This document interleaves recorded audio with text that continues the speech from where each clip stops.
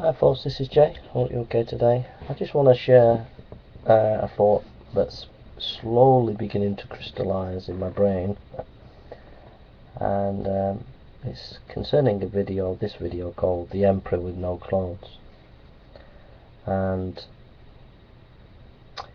the atheists and our modern societies have put all their eggs in one basket concerning empiricism. Now, for the atheist, empiricism is kind of like their god. For the empiricist, i.e. those who think the scientific method is all there is to what we can know, how we can know,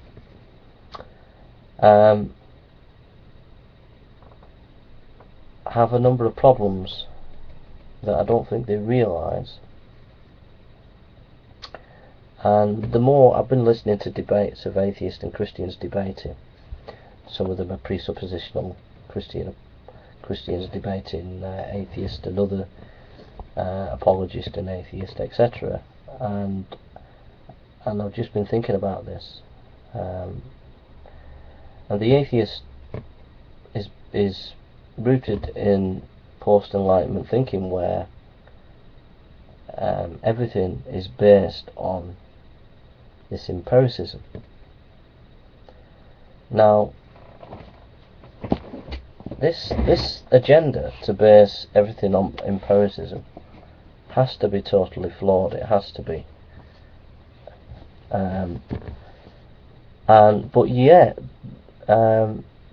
just as the Catholic Church went in for the Spanish Inquisition, so these empiricists have gone in for some kind of social development with the same kind of zeal as the Catholic Church went into the Spanish Inquisition. They had that kind of fanatical zeal. So the last 200 years there has been a fanatical zeal to build everything and push everything on the scientific method. Now, you might say, well, Jed, you're just absolutely mad. I mean, look at what we've achieved. Look at the great scientific achievements that we've made and the great advances. And we have computers, we have better homes, we can do so much now. We can send people into space, etc. Are you crazy? But I just want to unpack it a little bit. I think, if you've got a bike, a push bike, and it's got a faulty wheel, and the wheel, the tire, one of the tires is burst and it's going down, you might be able to go a couple of miles. But if you've got a tire that's burst, eventually you're going to come to a halt. And if you're going around a corner really fast and it kind of deflates, you could skid and have a big crash. And that's the kind of what's happened with the empiricism the last 200 years. Modern humanity is run with empiricism, but it's kind of like one of the tires is just burst, but it's going round the corner at a terrific speed, and it's just one day it's just going to spin out of control.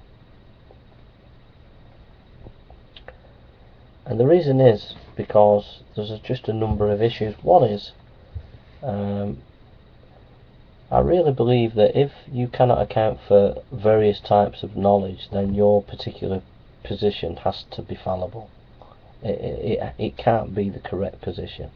So when the atheists put all their eggs in one basket on the empiricist method, it has to be wrong from an atheist perspective, because not all knowledge is based on empiricism.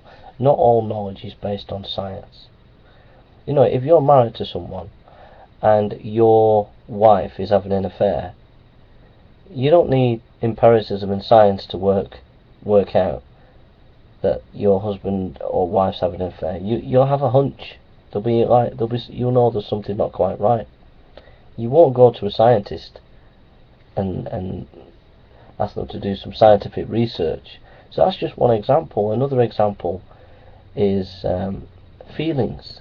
You know, when you have a love for someone, that's deeper than what science can analyse. Science can't get to grips with your love for someone you love. You know, it's just deeper than science. That's why we have poetry and art, to express these deep emotions and insights that go beyond science. So we see that the empiricism doesn't cover all aspects of knowledge. It covers a significant part, but not all aspects of knowledge.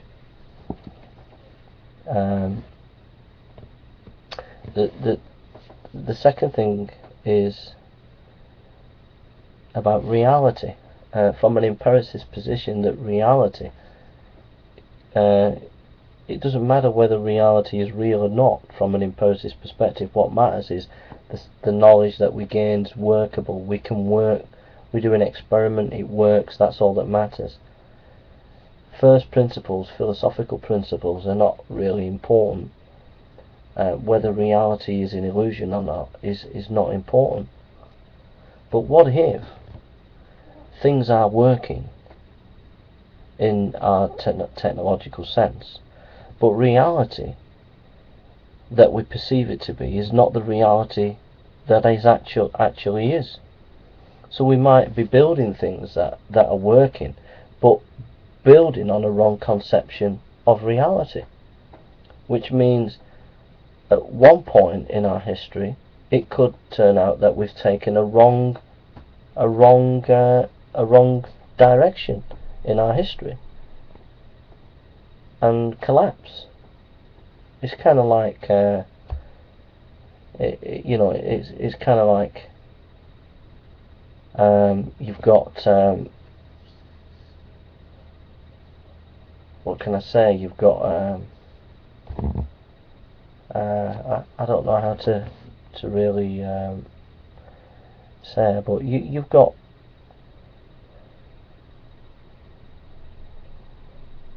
you've got a wall.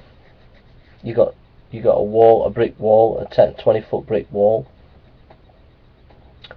and then it's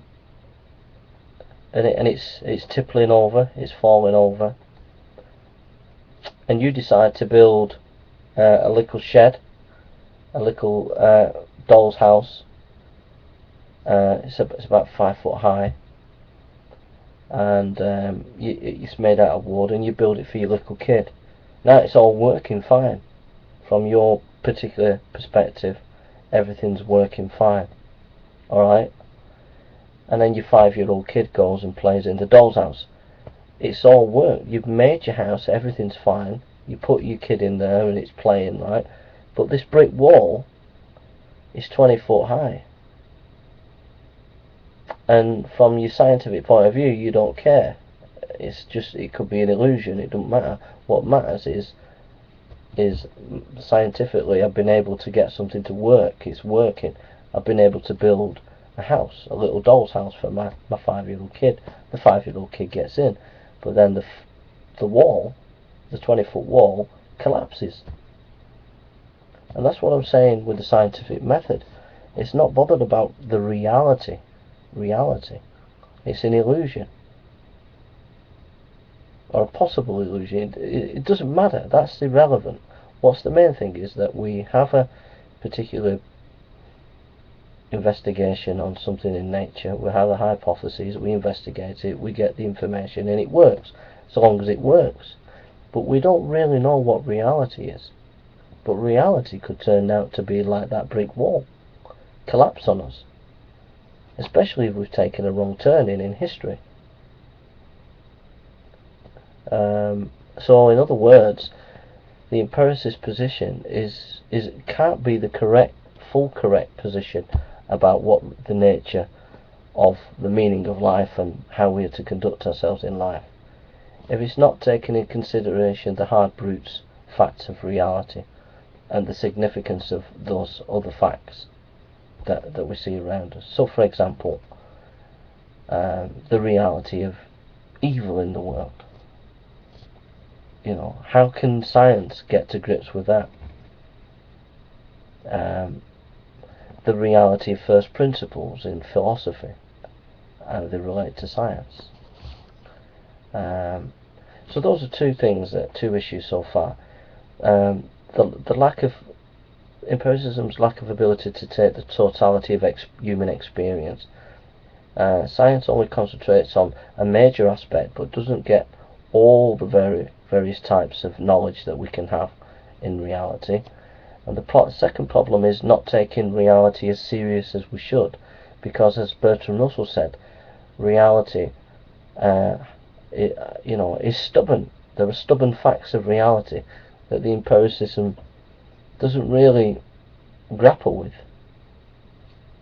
And then the third thing that I have about the empiricist position is it claims to be objective, but if you look at those scientists who've tried to conduct this kind of scientific way of thinking, the scientific method. So, for example, Peirce, William James, and Dewey, pragmatists, each one of them had a social agenda concerning knowledge. They claimed to be scientific, they claimed to be basing their method on a scientific method, but each one wanted to push their so-called objective science for a social end. So Peirce,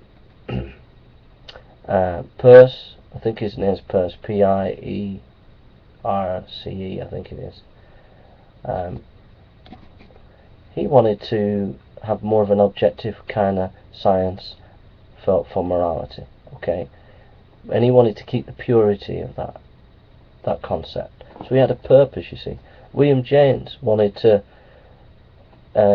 empower religion and say, well, you can base have a religious pragmatism where the person can say, well, if it works in a practical scientific way, then it's a viable option. So if religious people can get something to work in a practical scientific way, it's valid. So he wanted to empower religion with his science. And then John Dewey wanted to democratize his science. He wanted objective education, science-based education based on scientific principles and morality. But he wanted to keep it democratic. That was his purpose. So in other words, people who claim to build things, society based on objective scientific standards, I've just shown you three people who had agendas for this so-called objective science. So in other words, people who are engaged in social in the development of society on objective science have an agenda. So it's not really objective. So we've looked at three problems with the empiricist position that atheists take today. I'm going to be threshing this out more and thinking in more detail in the coming months ahead. First of all, the empiricist method doesn't take into consideration the totality of human experience. It's very good in many ways, but it lacks that totality. Secondly, it doesn't take into consideration the reality of reality, the hard brute facts of reality. And thirdly, it's not as objective it claims to be when it's applied to social engineering. Science can have an agenda and be manipulated for that scientist agenda. Those are three issues about empiricism that atheists have adopted that I don't think they've really seriously addressed. Thank you for listening. God bless you. These are just tentative thoughts I'll be building in the next coming months in detail. Take care. God bless.